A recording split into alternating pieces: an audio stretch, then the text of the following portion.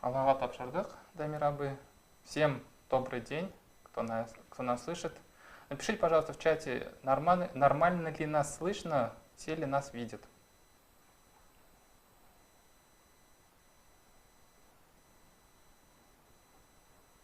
Так.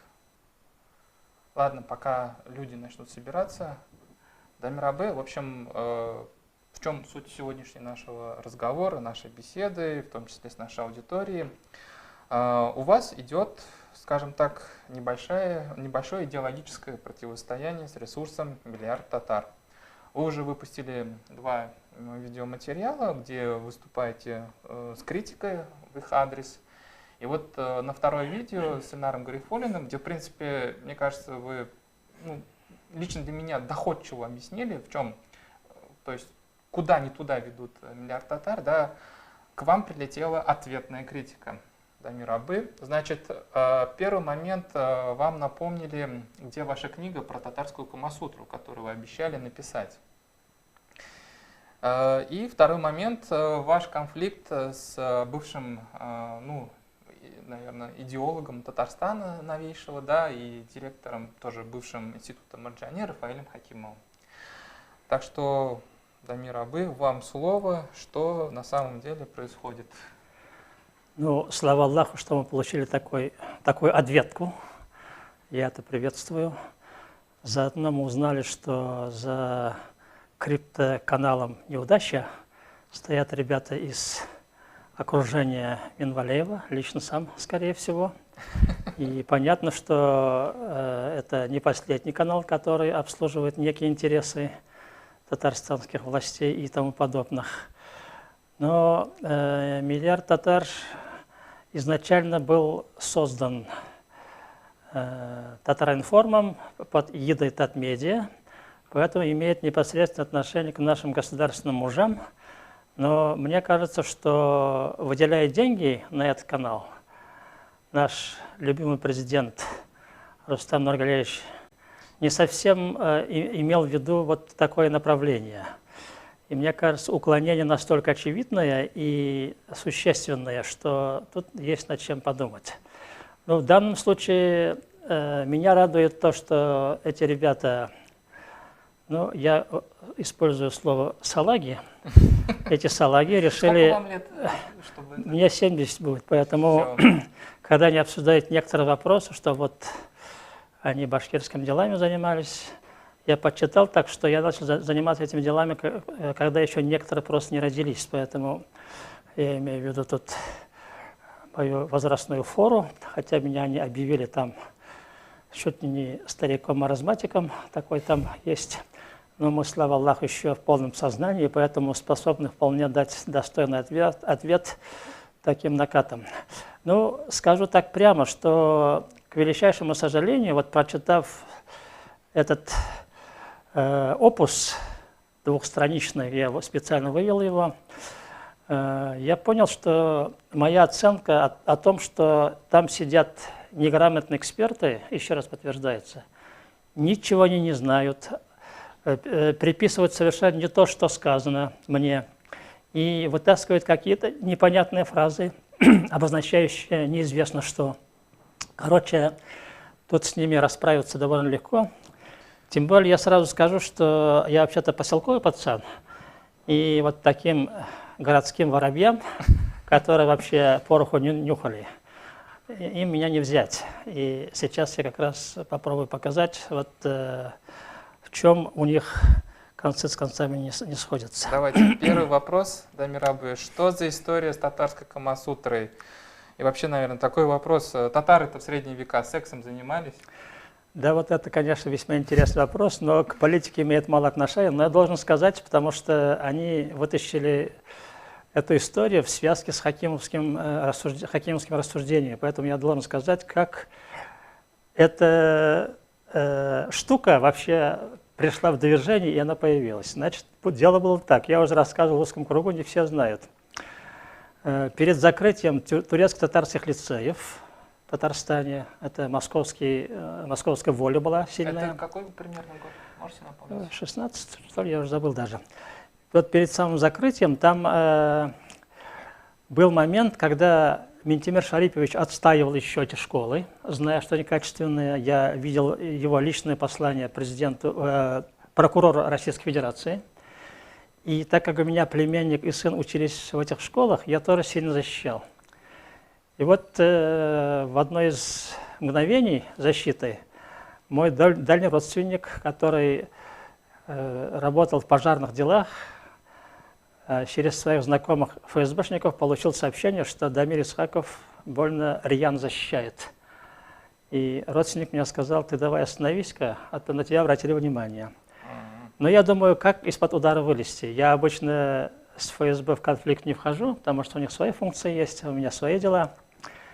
И я срочно начал придумывать хорошую идею, и вот я объявил, что я занимаюсь разработкой тюрко-мусульманской Камасутры. Ну, интерес к теме у меня был. Как Хакимов говорит, я не только практикой занимался, но и теорией тоже. У меня очень большая библиотека на эту тему. Интересно... То есть он это имел в виду по словам практика, то, что вы книжки читаете? Ну, нет, он имел в виду другое. Вот, ну, и я как раз вот, когда это слово сказал, там один журналист был, этот журналист ляпнул, и после этого покатилось. Оказалось, что тема горящая. И Хакимов, услышав реакцию, на ученом совете Хакимов уже хотел меня выжать из института, во что вот не стало. И он так, чтобы показать, что я вообще работой не занимаюсь, он сказал: он же занимается только тюрко-мусульманской Камасутрой. И это узнал по интернетским сообщениям репортер, вот как раз журналист из журнала «Репортер». Он специально меня позвонил, пришел ко мне, со мной интервью сделал. Ух, как он постарался. Да, и вот самое интересное, это получило массовую огласку. Я еще только задумывался, нет ли необходимости писать такую работу, еще даже не начал, а уже я оказался готовым автором. И слава Аллаху, после этого ФСБ от меня отстала, но подумали, что Исхаков действительно ерундой занимается. Я своего достиг. И вот хакимовская задача, она была своя, я потом еще скажу. И вот таким образом миф такой возник. Ну, а я после всего этого начал задумываться, а почему бы не сделать такую интересную книгу? Так. Тем более я как раз вот перед этим ездил в Турцию, привез толстенный том, где описывается рукописное наследие и работы, посвященные вот этой теме Камасутре, османских султанов, гаремные жизни и так далее. Я с интересом посмотрел, огромные фолианты есть, и подумал, что у тюрок вообще такой работы нет. То есть именно тюрки, не татары, получается? Тюрко-мусульмане. Тюрки-мусульмане. В широком плане. Вообще-то тема интересная, но у тюрок эта сфера была достаточно развита, но вот из-за проникновения ислама она немножко стухла, ушла на задний план, потому что в исламе там очень суровые нравы на этот счет. Не везде, потому что, вот, скажем, есть рукопись конца 15 века в Алжире сделанная, она сейчас опубликована на русском языке, «Райский сад наслаждения» называется.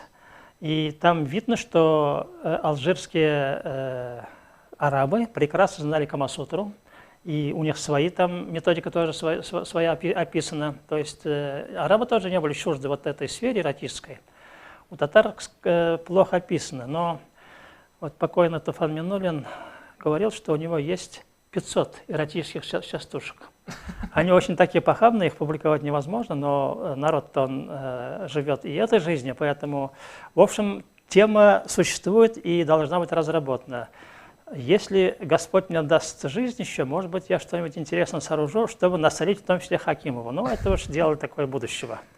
Вот помимо того, что вы просто хотите, ну, там, нам показать сокрытые знания, забытые знания, может быть, стертые знания, да, какой все-таки посыл возможен, вот, если мы вот эти знания дадим сегодняшним татарам? Если вот так посмотреть. Из сферы эротического вы имеете в виду? Да.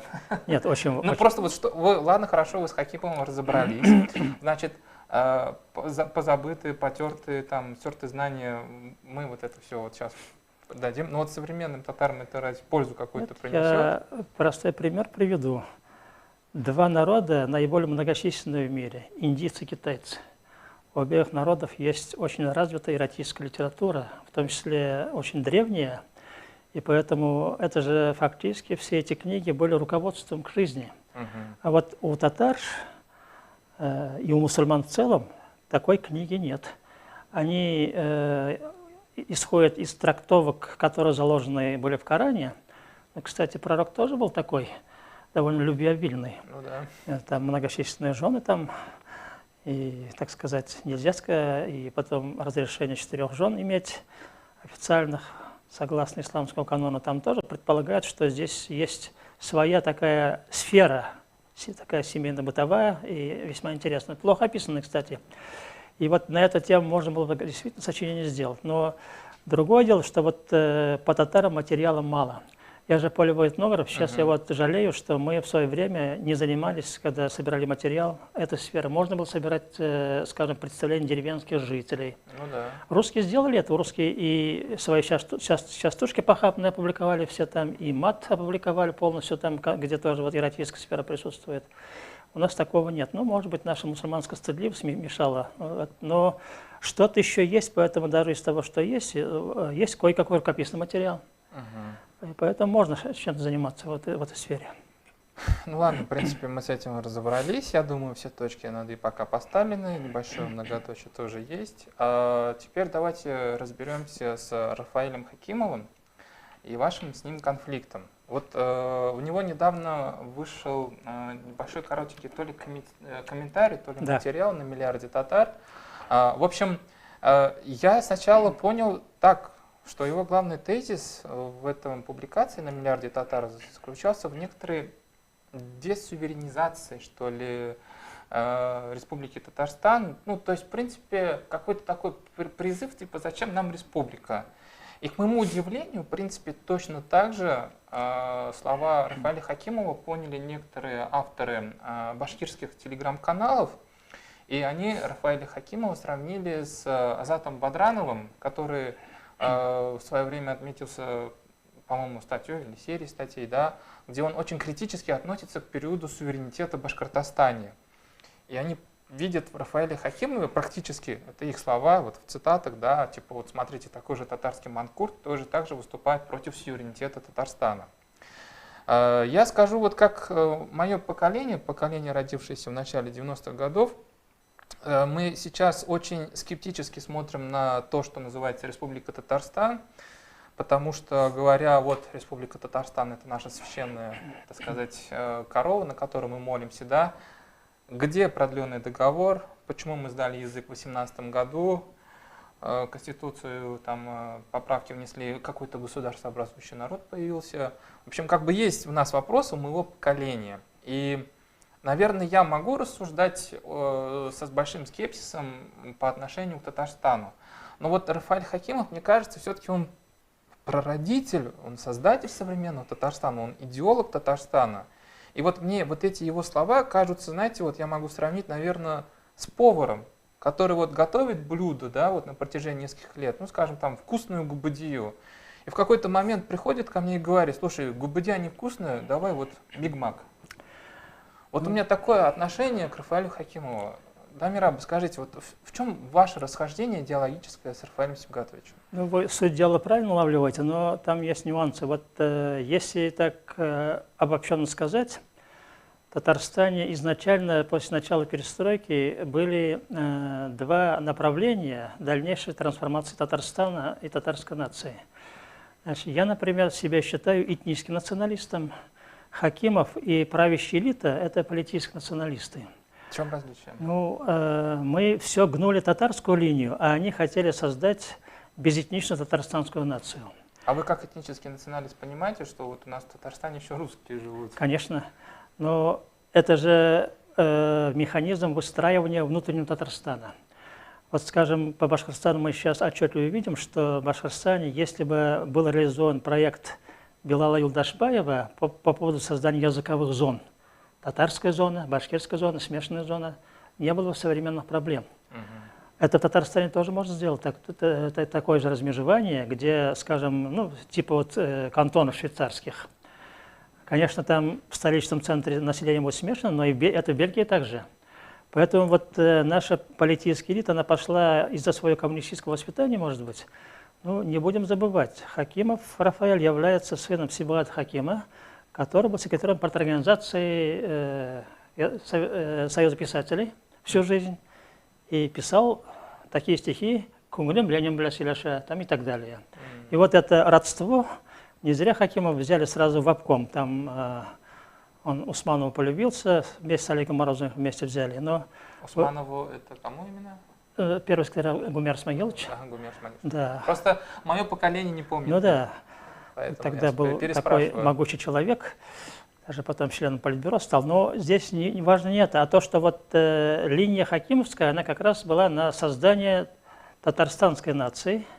Ну, республика, естественно, там суверенитет определенный имеет, но внутри там безэтнично. И вот из-за того, что эта тенденция, она была заложена изначально, башкиры пошли по другому пути. Изначально была заложена, в конце концов оказалось, что хакимовский вариант, ну, вариант нашей политической элиты, на самом деле очень даже соответствует тишковскому варианту создания российской нации. Получилось, что татарстанская нация безэтничная – это и есть кусок российской нации, просто региональный кусок. И там ничего татарского фактически не остается. И мы видели, как вот по мере реализации настоящего проекта российской нации остатки этнические, которые были заложены первоначально благодаря нашим усилиям от этнических националистов в татарстанский проект, понемножечку были оттуда исключены. И сейчас Хакимов вынужден сказать, что он у разбитого корыта находится как идеолог и как политик. Вынужден сказать, что вообще-то, ребята, никакого суверенитета нет и не будет, и не нужно. И получается, что он расписывается в своих грехах и никакого выхода из этой ситуации не предлагает. Он надеется на некое экономическое чудо, на экономическое развитие. Все у нас на это рассчитывают. Но проблема в том, что если ты будешь заниматься только экономикой, у тебя Москва, если вот отнимать 3/4 заработанного тобой, ты так и будешь сидеть у разбитого корыта. И поэтому вот выстраивание новой жизни, оно без этнического, культурного начала просто невозможно. Все цивилизованные государства или даже автономии, которые имеются внутри других государств, они построены в том числе на этнических началах. Ну, вот на наших глазах происходила битва там, басков, каталонцев, шотландцев и так далее. Никто не собирается отказываться от своего этнического «я». Нам предлагают отказаться от всего этого и, как сказать, раствориться, может быть, и язык забыть. Но вот я категорически против этого, потому что мы вот столкнулись сейчас с ситуацией в Башкортостане, когда элита Башкортостана, ну вот вы упомянули Бадранова, даже если она делает вид, что слушается Москву и как бы проводит якобы московскую линию, на самом деле в глубине держит башкирское ядро.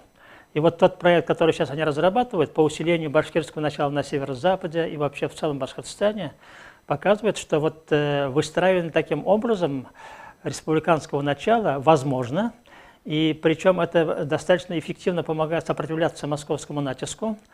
Но и татарам тоже становится преградой, и татары в Башкортостане ничего не смогли сделать до сих пор. И они не могут реализовать интерес татар в Башкортостане, потому что башкирское начало поддерживается на государственном уровне.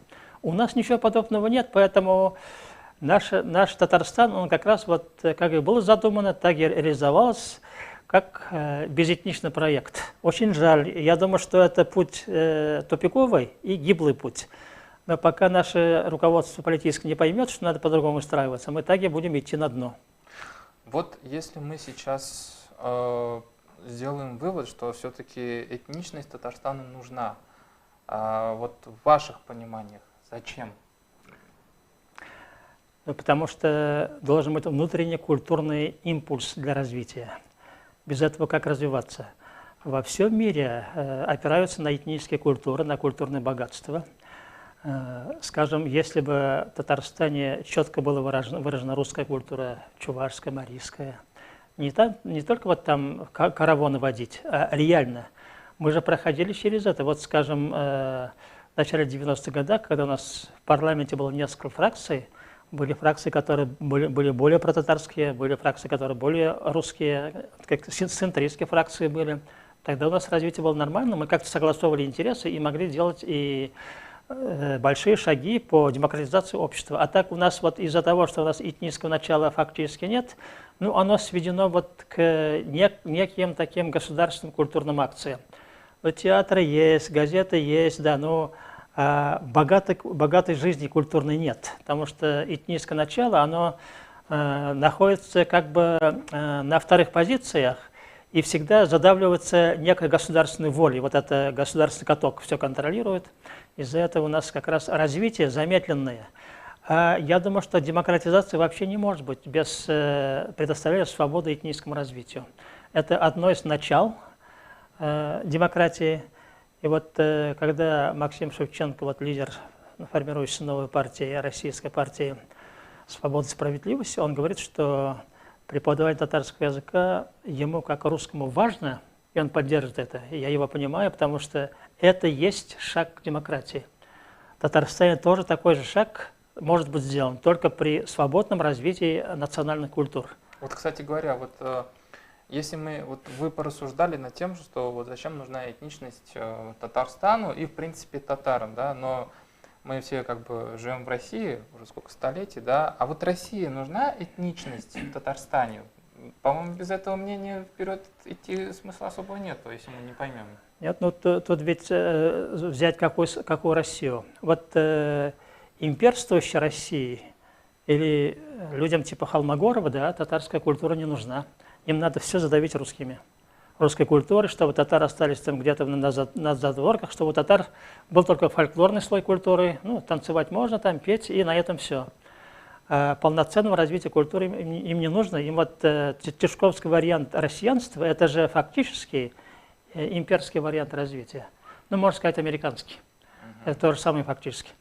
Возможно, другой вариант. Мы же знаем много стран, ну, Индию, например, знаем, ну, европейские страны, Швейцарию, даже такую страну, как Англия, где вот культурное многообразие не ликвидируется, существует. Там же возможности даны для культурного, этнического развития. И там именно в этих странах демократия процветает. А где вот задавливается этническое многообразие, вот последняя попытка была в Испании, там зажать каталонцев. Сразу стало видно, что Испания превращается в империю. Ну, это сразу, это однозначно, поэтому без такого начала Россия может сохраниться, но тогда это будет уже не государство вот, народов, как у нас, федерация. Это будет просто вот американский тип российского общества, где все ушли там в подполье, у всех все зажато, и поэтому нормального выражения нет культуры, поэтому подпольно все происходит. А когда подпольно все происходит, это обычно заканчивается взрывами. Дамир Абы, тогда вот вопрос, наверное, тоже из современности, наверное, из моего поколения, может даже поколения моложе меня. Сейчас у этнологов есть как бы такая идея, которая она вот витает в научном сообществе, о том, что современное сознание человека расщепленное. И вот этническая идентичность в нем – это одна из многочисленных его идентичностей. То есть человек может быть где-то татарин, а пойдет на другое место, и он там высококлассный айтишник, например, да, там любит какой-нибудь вид футбола, там, да, там, ну, то есть спорта, да, футболист, например, да, и вот люди живут в таком многомерном мире. Вот вы, как с высот ваших лет, как смотрите на вот современное состояние этничности в молодежи? Вот уже какие-то наблюдения, наметки, выводы вы уже вот делаете? Нет, но это же естественно. Я тоже был молодым человеком. Я знаю, что в молодом возрасте, может быть, про этничность меньше думаешь. Там другие заботы есть, любовь там и так далее, работа, учиться. Но с возрастом этническое начало, оно в глубине человека сидит, и потом ближе к 40 лет начинает вылезать на поверхность. А уже с чем это связано? Почему именно 40 лет? Потому что это никогда не исчезает, это в глубине самоощущения человека. Его психологическое «я» обязательно имеет этнические корни, потому что люди же воспитываются в конкретной среде, в конкретной семье, и там этническое начало практически в большинстве случаев существует. Оно может быть ярко не выражено, но оно все равно впитывается с молоком матери фактически. И на всю жизнь, на все предметы, на проблемы человек смотрит, в том числе и исходя из этого этнического своего начала. Культура ведь тоже соответствующе впитывается. И культурный код, он очень мощная вещь. Он обязательно при анализе присутствует.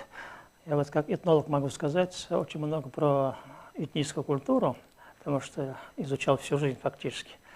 Я, например, знаю, я примерно переговорил где-то с 2700, может, стариками, общался. Огромное число информаторов. И вот когда они рассказывали свою жизнь, я пропускал через себя историю 20 века, они больше рассказывали, потому что люди пожилые были. И вот я помню, какие там аспекты татарскости присутствовали. То есть никогда не исчезает татарскость. Где бы, это даже у городских татар то же самое. Это впитанная человеком сущность. Конечно, сейчас вот информационный век немножко накладывает свою воль на это этническое начало. Но я бы не сказал, что, скажем, информирование человека и потом привыкание вот к этой работе на больших массивах данных приводит к ликвидации человеческой этничности. Нет.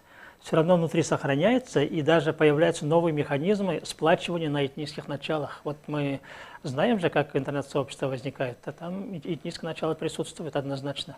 А вот смотрите, если в это добавить измерение, разницы вот между селянами и горожанами, потому что вот на наших татарских квадратах Марат Вазыхович Лутфулин очень частенько жалуется: дайте ему городской образ татарина. Если вы вот общались с таким большим количеством людей, как вот в горожане существует вот эта вот татарская этническая идентичность? Во-первых, конечно, семья. Вот надо четко помнить, что большинство городских семей – это переселенцы 20 века в города. То есть у них этнические корни в деревнях до сих пор имеются. Они туда постоянно ездят, общаются. Это даже социологи подчеркивают, что связи татар с селом более сильные. И из-за этого мы не можем забыть вот это наше этническое окружение. Ну, конечно, в городах вот само сообщество, оно выстраивается по-другому. И мы знаем, что даже в городских условиях есть очень тесные родственные отношения, там гостевание, например, городских родственников. И там обязательно присутствуют, там песни поют, там проводят всякие мероприятия коллективные. И из-за этого там получается, что вот эта этническая культура сохраняется и в городских условиях в определенном кругу. Но плюс есть высокая культура городская, построена на этнических началах. Ну, я же сказал, вот театр у нас существует, слава Аллаху, их много. Там концерты и так далее. Если вот на зал посмотришь во время концертов, а татары очень любят посещать концерты песенные. И там просто видно, что народ с удовольствием слушает то, что там наши певцы поют, преподносят. Из-за этого этническая культура, она не исчезает, хотя вот мы живем в ином обрамлении, но не исчезает. А сейчас уже новые моменты появились. Вот, скажем, махаллинской связи. Я бываю в некоторых мечетях, где существует реальный махалля. Там общаются масса людей между собой, там они даже праздники проводят, там не только мусульманские, там как детские сады, там вот дети там общаются между собой. Поэтому это новое явление, которое сейчас и в городах будет усиливать такое религиозное этническое начало. Просто, вот, знаете, еще одно измерение добавлю, вот этническая идентичность в бизнесменах. Потому что, ну, мы, татары, знаем нашу историю, у нас были великие меценаты и буржуазии конца 19-го, начала 20-х веков, там, ну и 19 веке вообще, да. Вот сегодня, вот, на мой взгляд, некоторые татарские бизнесмены как-то вот сторонятся, стесняются говорить, что они татары, стесняются публично выступать, а что вот им татарское позволило там в развитии своего дела. Вот вы какой процесс вообще наблюдаете? Ну, я думаю, что это процесс непростой, потому что часть мусульманской нашей элиты, бизнес-элиты, она действительно деэтнизирована. Ну, это они сейчас относительно молодые люди, которые не прошли, скажем, через татарскую школу не прошли, они в городах выросли, у них этнического начала поменьше. Ну, по-русски разговаривают многие, поэтому, может быть, они стесняются просто выражать откровенно вот свои взгляды, или, может быть, у них этого начала мало. Но это не означает, что у других нет. Я, например, много общался с бизнесменами из Мишарских регионов, и в последнее время с ними общался. Вот сейчас я наблюдаю такую интересную картину. Сейчас, там уже такой средний бизнес поднялся на ноги, крепкие ребята, которые очень помогают своим сообществам, деревенским, там, городским. И вот они, пройдя определенный этап, пришли к выводу, что вообще-то пора думать больше о татарскости. Им уже и сейчас культура нужна соответствующая. Они даже говорят, что историей надо заниматься. И хотят, чтобы лекции читали перед ними по национальную историю.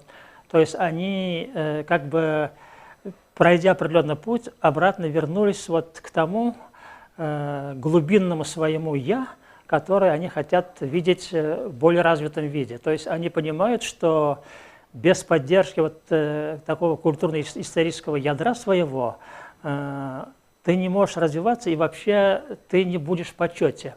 Они вот с удовольствием рассказывают, как своего держатся чеченцы, например. Они хорошо знают чеченских бизнесменов, которые очень четко отстаивают свое чеченство. И, видимо, пример тоже показывают.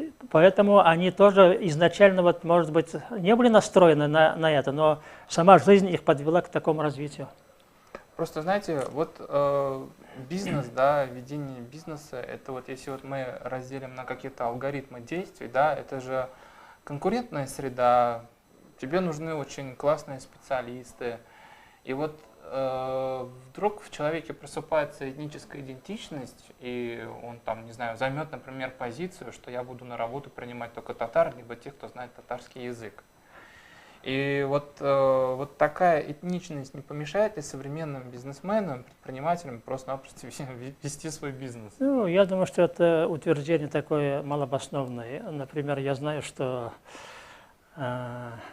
мишари, которые из крупных сел Саратовской области, они на работу принимают русских тоже, я знаю, там работают, очень хорошо там работают, между прочим. Поэтому это же бизнес, это такая вещь, там только на этническом начале невозможно. Специалисты нужны, Ну, которых, скажем, у татар может не быть, у других могут быть. Поэтому бизнес будет выбирать разные варианты, но и нельзя исключить того, чтобы они могли выбирать больше из своей этнической среды. Такое возможно вполне, но это во всем мире есть такое.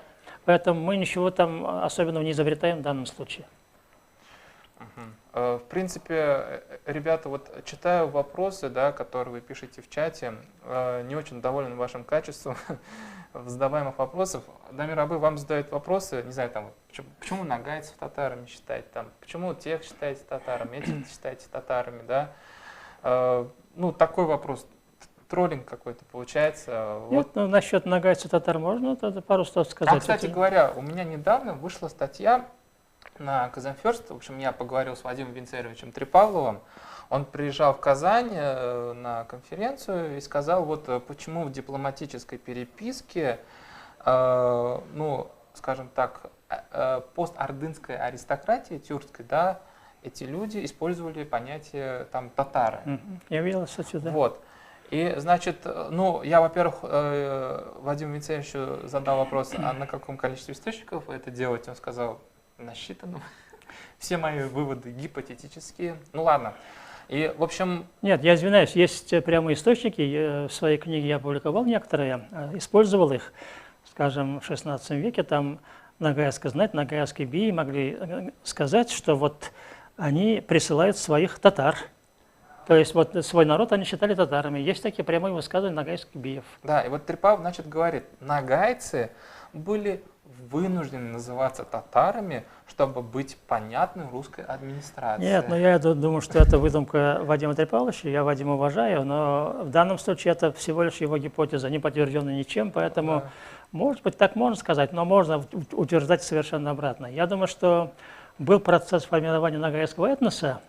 Ну, где-то вот Вадим Трипавлов считает, что с конца 15 века начался процесс уже, когда начали вот разбегаться эти златоордынские сообщества в разные стороны.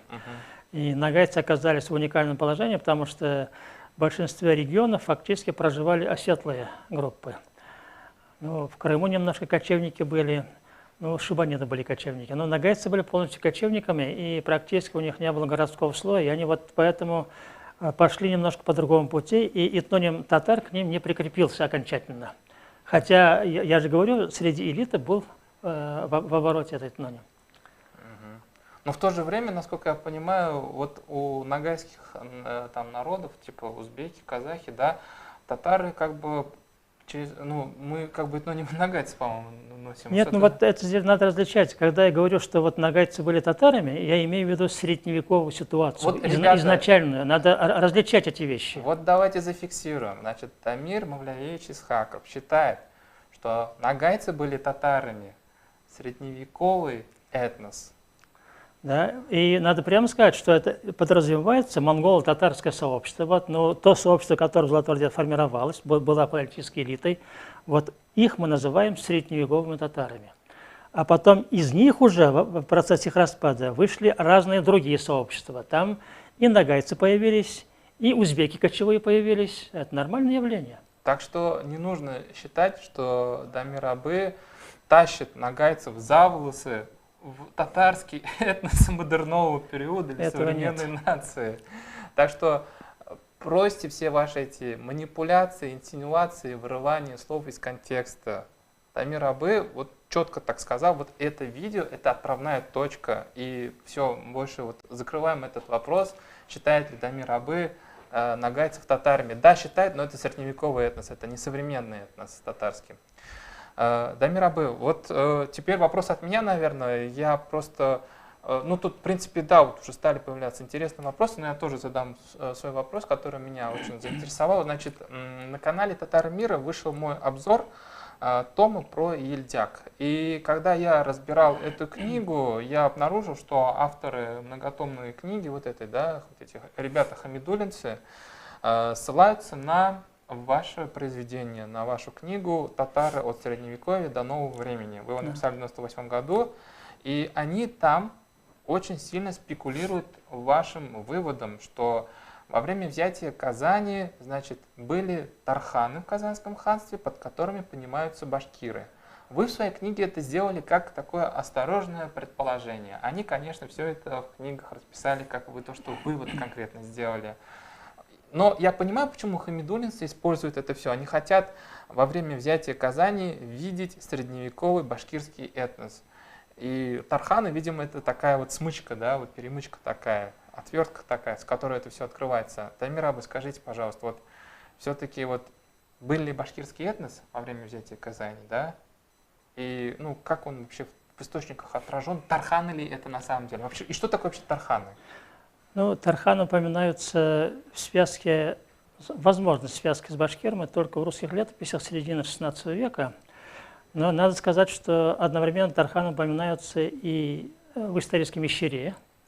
И тарханы известны и в Крыму тоже. То есть у татар тарханы тоже были? Естественно, это золотоордынская сословная группа такая. Там есть специальное объяснение. В свое время и работы были написаны по этому поводу. Но вот к башкирам это прилепилось потому, что есть работа Вильяминова Зернова о башкирских тарханах. Там есть материал 17 века. 17 века, да. И там как раз служилые башкиры названы как тарханы. И из-за этого иногда, вот я сам тоже высказывал, может быть, когда тарханы упоминаются, имеется в виду башкиры. Но вы это делаете вывод относительно столетия позже. Да, естественно. 16 века, да. 18 век. Да, ну, это, конечно, перенос некоторый на прошлое историческое, но я думаю, что смысл в этом есть, но речь идет на самом деле о некой сословной группе. Вот надо прежде всего иметь в виду, не этническая, а сословная группа. И поэтому немножко картина начинает смазываться из-за этого. И потом надо иметь в виду, что насколько вот башкиры существовали как этнос, скажем, в XVI веке. Это серьезный вопрос, потому что в последнее время появилось целый ряд работ, описывающих этническую ситуацию в XVII веке в Зауралье и Уральской зоне, Это вот курганские, челябинские ученые сделали, Самигулов, Денис Мастуженко. И по ним видно, что еще между башкирами и татарами этнического размежевания не было. Одни и те же группы называли татарами и башкирами одновременно. И поэтому, если, скажем, русский источник называл кого-то башкирами, то имелось в виду, я думаю, что население исторической Башкирии. Была такая Башгардия историческая, это как вот Булгария. Потому что в русских документах Булгария появляется и в золотоордынское время, и даже в более позднее время. Но это географический номинант. И поэтому такая территория существовала. Я думаю, что в основе вот этого термина Машгардия, вот как раз лежит этноним Машгард, Мишар фактически. И поэтому географический ареал, и вот там, кто оставался, те и могли получить внешнюю номинацию, как башкирцы или башкиры на данной территории. Из-за этого это не вполне этническая категория. Поэтому из-за того, что вот башкиры этнически разнородные, мы знаем северо-западных, там, южных, восточных, северо-восточных, они разного происхождения. Поэтому сказать, что башкирский этнос уже однозначно существовал как целое. Кузеев говорил, что башкиры в 17 веке начали формироваться в окончательном виде. Раиль Гумерович Кузеев, да. Башкортостанский историк. Дамир Исхаков, давайте теперь поотвечаем на вопрос. Вот интересный вопрос. Дамир Абы и Ильнур Эфенди, племя Барлас входило ли в татарский союз племен, и можно ли Тамерлана причислять к средневековым татарам? Ну, я думаю, что можно с точки зрения широкого подхода, потому что, в принципе, китайцы называли татарами все население Монгольской империи, ну, черные татары. Барласы однозначно как монгольское происхождение, они входили в это сообщество, но, правда, они остались далеко на востоке и вошли в Чагатайский улус, и поэтому монгольского начала там было больше. Из-за этого считать, что вот от них непосредственно потом татары возникли современного типа, я не могу сказать. Они-то остались больше там в составе узбеков, перемешались с шибаницким узбеком и так далее. И, ну, в определенном смысле, вот четко если выражаться, это барласы были составной частью политической, этнополитической общности Монгольской империи, которая имела маркировку и татарскую. И там четко монгол-татар отделить невозможно. Вот если вы посмотрите титулатуру крымских ханов уже 16-17 веков, там крымские ханы называют себя правителями и татар, и монголов, и могулов, как они пишут. Поэтому здесь польско-русская терминология татаро-монголы, в общем-то, в смысловом отношении имеет содержание. Вы знаете, вот тоже готовя вот этот материал, разбор по клану Ельдяк, я вот к какому выводу пришел. Сейчас в Башкортостане на республиканском уровне, на уровне прям администрации, там, Всемирного Курултая Башкир, реализуется политика по популяризации, по внедрению именно вот этой родоплеменной идентичности. То есть там сабантуй на башкирский лад это еще ладно, это полдела, но туда должны прийти спортсмены с символами, обозначениями своих родоплеменных структур. Вот, в принципе, вот я разобрал том Ельдяк, Елан, да, может в дальнейшем еще какие-то тома разберу, но такое ощущение, как будто башкирские авторы просто занялись башкиризацией вот этих вот тюркских племен. И у меня вопрос, вот на сегодняшний день татары Башкортостана, им вот эта вот родоплеменная идентичность нужна, или это просто часть их памяти? Могут они как-то воспользоваться и, может быть, даже обратить против этих вот башкиризаторов? Ну, это же на самом деле искусственный конструкт. Ну, это искусственный конструкт. Этих родов уже давно нет. И в сознании народа тоже нет этих родов уже. Там они сейчас пытаются внедрить через выпуск книг, это сознание на современном уровне хотят туда втолкнуть. Но я не думаю, что большое количество людей усвоит такое сознание. Но такая попытка будет сделана и делается. Но это способ конструирования современной нации. Оно, конечно, при таком строительстве может быть таким родоплеменным сообществом. Но вот казахский опыт показывает, что если есть родоплеменные сообщества, то эти элементы структурные могут быть использованы в политическом противоборстве. у казахов есть большая проблема взаимодействия элит, вышедших из старшего жуза и младшего и среднего жуза. Потому что Чагатайский улус, на основе которого старший жуз выстроен, он имеет иной клановый состав, чем, скажем, более золотоордынские кланы среднего и младшего жуза. И в итоге казахи, которые раздувают сейчас вот клановое начало, я думаю, что они могут столкнуться с серьезной проблемой, как и башкиры. Об этом политологи предупреждают специально. Я думаю, что башкирские политтехнологи, которые сейчас это раздувают, еще об этом не думали. Но при некотором крутом повороте им придется подумать. Тем более, я специальную работу написал по клановому составу Золотой Орды. И я утверждаю, что 80% кланов, которые башкиры выдают за башкирские, это татарские золотоордынские кланы. Поэтому, а то, что чисто башкирские, это юго-восток, это еще в большей степени монголо-татарские кланы. Вот катайцы, салджигуты, но кипчаки тоже, как тюркский элемент в этом составе. Там еще нельзя сказать на этой основе, что башкиры вот, северо-восточные и юго-восточные – это башкиры в собственном смысле. Это может быть даже еще больше татары, чем татары по Волжье. Дамир Абы, вам тут наши подписчики проявляют интерес к вашей личности и спрашивают, вот Роберт Абдулин, сибирский татарин, он очень часто у нас в комментариях. Дамир Мавлявиевич, вы себя к какому роду племени относите? Что вы вообще могли узнать про свое шижеры? Вы же, наверное, разбирались? У меня там, где я родился и вырос, таких родоплеменных образований нет. А где вы родились? Я родился в поселке Шамардан Сабинского района. Это северо-восток Татарстана. Территория бывшего Мамадышского уезда. То есть бывшая Уфимская губерния? Нет, это Казанская губерния. Казанская я губерния. Настоящий казанский татарин. И единственное, что могу сказать, около родового села моего отца, это деревня Тарлау, есть память такая, что там хан Едигер находился. Тарлау – это Кукмарский район? Это Кукмарский район. Это граница Сабинского Кукмарского района. У меня же двоение из Тарлау. Ну вот, значит, мы можем быть даже родственниками. Там, кстати, население было не очень большое. Есть материал Аннарадской переписи 1715 года. Там всего дворов 12 было населения. И вот там как раз прослеживаются некоторые следы знатных татар. Тарлау, да? Ну, я из простой семьи со стороны отца, поэтому, может быть, они и крестьянами были, приказчиками. У нас родовых подразделений нет. Так. Хотя, извиняюсь, у татар клановые образования были, и я об этом писал. Вот в моей книге, которую упоминали, вот «Средневековое татарское время», там специально разбор есть этого вопроса.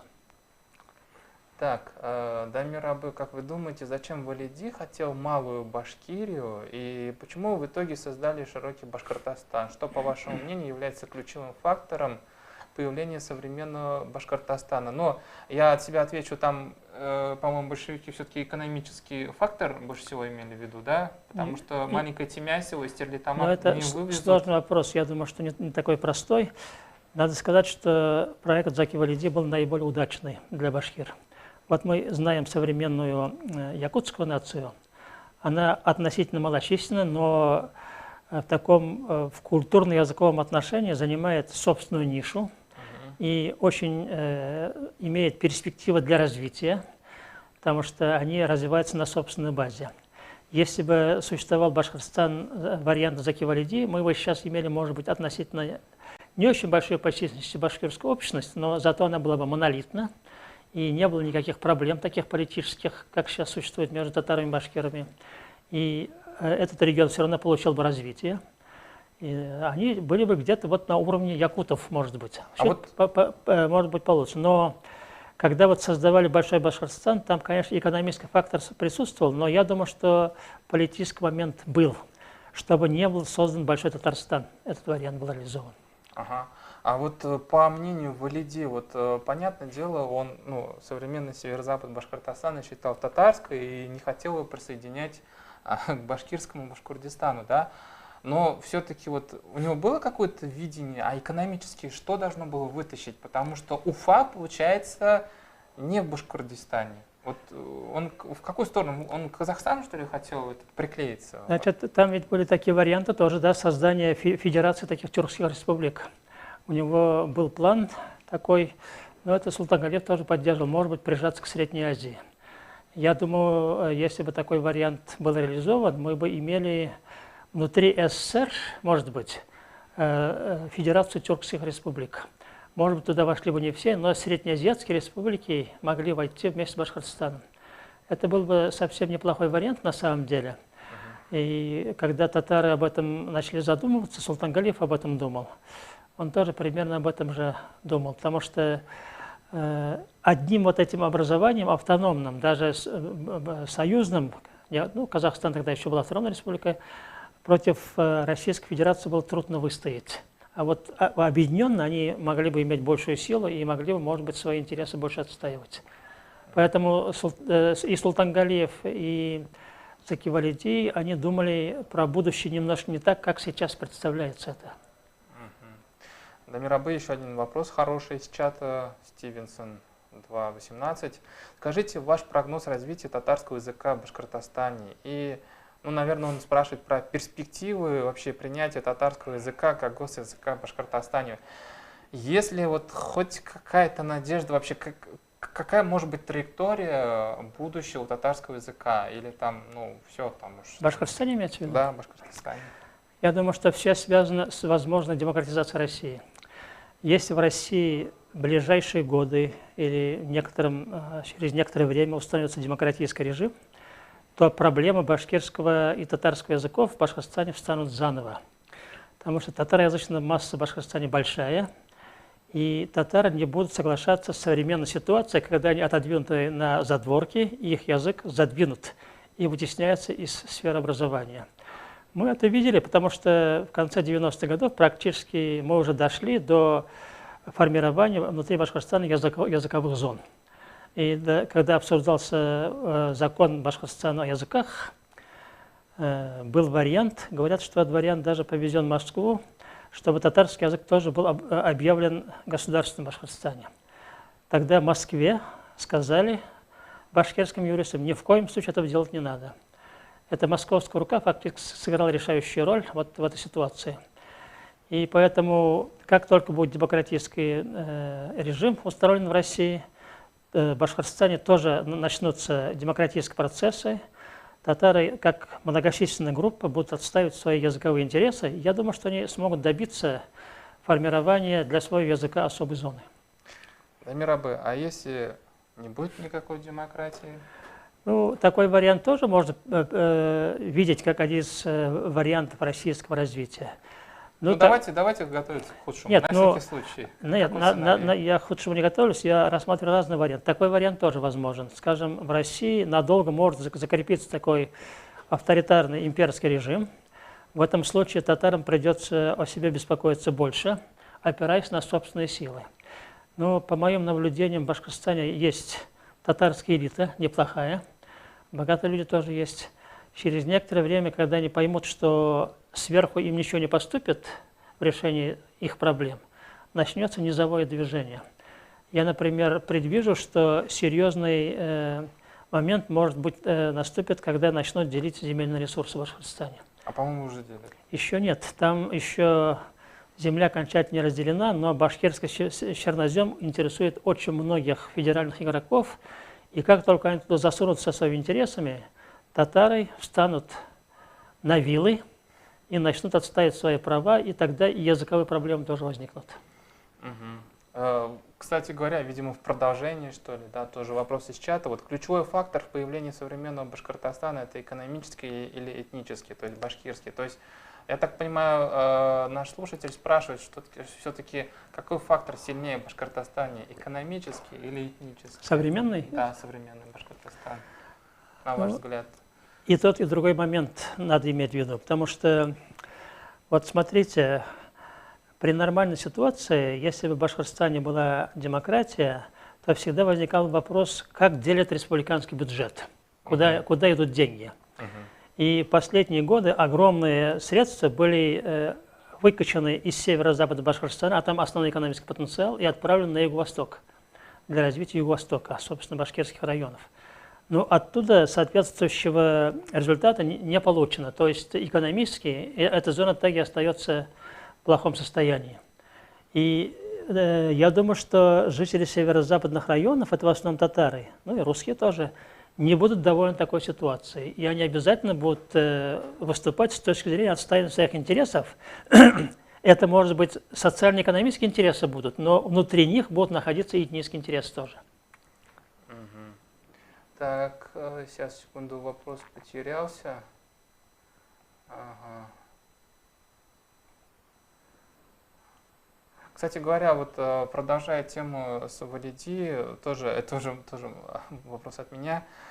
Тюркская солидарность в России, она есть? Она вообще возможна? Или это опять какой-то исторический, идеологический, искусственный конструкт? Вот все же нас говорят, татары, вы зачем ссоритесь с башкирами, с нагайцами и так далее? Ну, скорее существует такая сейчас тюрко-мусульманская солидарность. Она, может быть, не всех тюрк покрывает. Тюрко-мусульманская. Тюрко-мусульманская солидарность сильнее, на самом деле, действует. Но вот просто, когда татарско-башкирская проблема, они транслируются на интернет-пространство, там многие люди, которые живут, ну, представители других народов, они реально ситуацию не знают и не понимают, что происходит. Надо больше объяснять, что происходит. Потому что татары не настроены против башкирского народа. Татары отстаивают свои собственные интересы в политическом пространстве Башкортостана.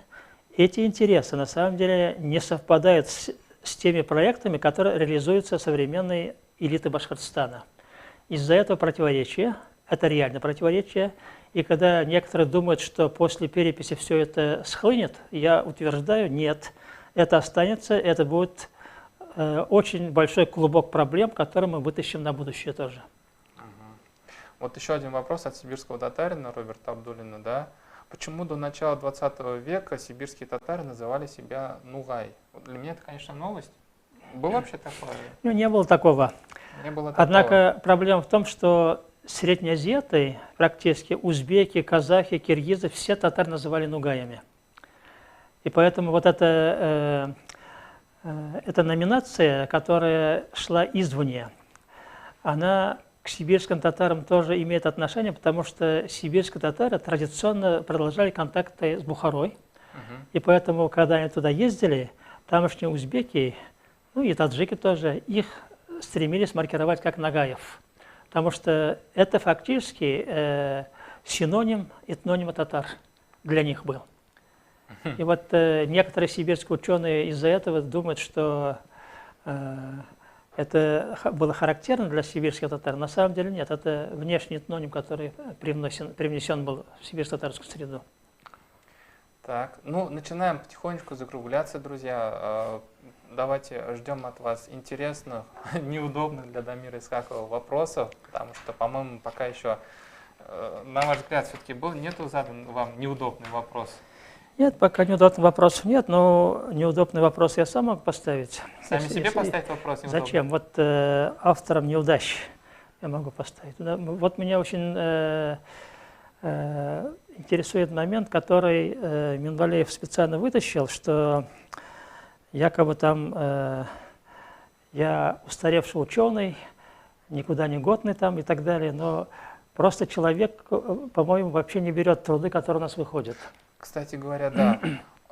Вы там цитировали цитату, может быть, я просто пропустил в публикациях «Миллиард татар». Он действительно считает, что современные историки замкнуты в своих маленьких мирках? Ну, он так сказал, ну, просто он не понимает, вот, что мы сделали. Для этого надо наши работы читать, к сожалению. Он их не читал. И вот если бы он взял труды, которые вышли в Институте истории, я там долго работал. У меня больше 30 книг только есть. И я участвовал фактически в формировании всех томов истории татар. Книги татар я тоже в обоих изданиях участвовал. И во многих коллективных других работах. И там ведь заложены не только чисто исторические вещи. Я, например, писал и про 20 век, про татарскую идеологию. У меня работы специальные есть.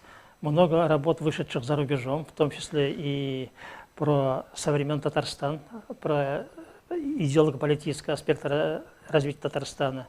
Но я просто удивляюсь, вот как можно таким образом лепить картину, когда ты ни в чем не разбираешь. Сначала надо дать труд себе почитать, то, что написано.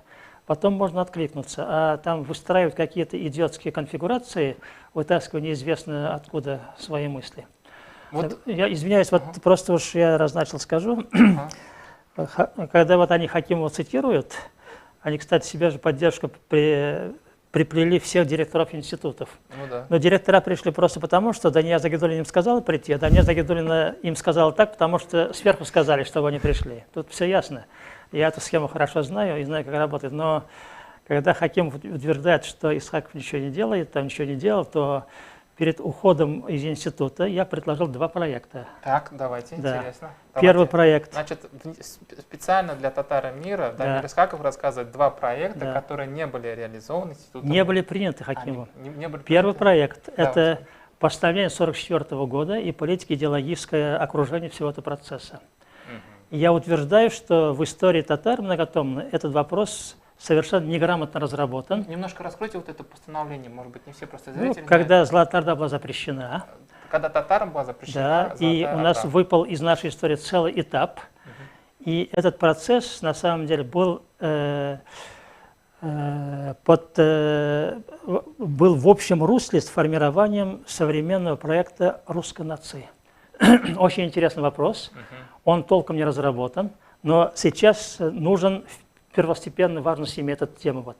Она осталась неразработанной, а у нас с Искандером Измайловым есть почти законченная работа, мы хотели ее закончить. Нам это не удалось, но эта работа обязательно понадобится в ближайшее же время, я утверждаю. А сейчас этот труд ваш с Искандером Измайловым где-то в столе? В интернете лежит, да. В Ну, интернете. да. Как называется? Можно его найти и прочитать? Нет, еще, это же рукопись. Рукопись. Пока, да. Второй проект, который я предложил, уже находясь в отделе золотоордынских исследований, это формирование золотоордынского этноса, монголо-татарского этноса. И вот сейчас Миргалеев мне недавно звонил. Ильнур Миргалеев, да, зав. Этого центра. Этот вопрос приобрел ключевое значение, потому что многие стали претендовать на Золотую Орду. Казахи. И казахи в том числе. И там главный вопрос оказался такой. Был ли народ татар в Золотой Орде? Или он состоял только из клановых образований?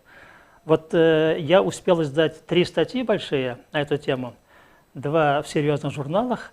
И у меня сейчас есть зарубежные письма мне, хотят перевести на английский, потому что считают, что хорошая работа получилась. А монография из-за позиции Хакима осталась неизданной, незавершенной. Из-за этого вот во 2-м издании книги «Татары» была опубликована хакимовская нелепая статья на эту тему, которая никакой научной ценности не имеет. Интересно. Но, в принципе, друзья, наверное, мы уже завершаем, потому что Дамир Абый целый час отвечал на ваши вопросы. Вы пытались сформулировать неудобные вопросы. Не знаю, получилось ли у них нету. Дамир Абый сам поставил себе неудобный вопрос. Ну, в принципе, он заключается, наверное, в том, что вам не дали нормально поработать в институте Маржани. Или вы с этими вопросами займетесь сейчас уже за скобками? Нет, вот некоторые думают, что типа Минвалеева, что я себя плохо чувствую, я себя прекрасно чувствую. Я издаю очень интересный журнал «Туганжир», и там много серьезного материала на самом деле. Он и на сайте есть, у него свой собственный сайт есть, можете почитать там, просто поинтересоваться. И потом я сейчас внутри Конгресса занимаю серьезную позицию. Я внутри Милли Шура являюсь главой направления идеологических разработок. И, слава Аллаху, я там полезен. И поэтому я даже радуюсь, что меня из Института истории исключили. Ну, а я, наверное, скажу свое завершающее слово. Так как я выпускник исторического факультета, мне на самом деле, ну, я сейчас, конечно, журналист, да, вот, но я прекрасно понимаю какие-то недоработки, какие-то, вот, скажем так, узкие миры и как историков, и как журналистов. Мне кажется, Арслан Минвалиев своими словами о маленьком мирке историков на самом деле сказал, вот сейчас журналисты все придут и все на самом деле, все объяснят. Не так на самом деле. Вообще надо труд историков уважать, потому что когда ты начинаешь быть историком, тебе нужно защитить кандидатскую диссертацию. Это, не знаю, работать где-то на маленькую зарплату, да, и заниматься наукой, творить, пройти через все жернова вот этой вот научной бюрократии. А всякая бюрократия, она всегда консервативна. Удивляюсь, как вам удалось столько много трудов написать при такой научной бюрократии. Ну вот, мне 70 лет исполнится, я как раз библиографию сейчас готовлю к 70-летию, за последние 10 лет то, что я сделал. Я сам поражаюсь, очень много сделано. Как вы смогли вот эту научную бюрократию, да, которая давлеет в академиях наших, в институтах, как, не знаю, как нож сквозь масло пройти и столько еще создать, оставить нам, вашим наследникам, наследие? Как говорит мой друг Максим Шевченко, надо свою линию держать при любой ситуации. Можно разные реверансы делать, но линию терять нельзя. Вот как я работал в пользу татарской нации, так и буду работать до конца своей жизни. Это главная линия, надо держать главную линию. Вот. А вообще, я считаю, что долг журналиста заключается именно в том, чтобы помочь, если у историка действительно есть маленький мир, да, вот там в кабинете сидит и одни книжки только читает, помочь ему. Не нужно диктовать позиции журналист выше историка на равных. Поэтому я всегда с уважением отношусь ко всем историкам и ко всем журналистам, которые с уважением относятся к историкам. Всем большое спасибо. Сау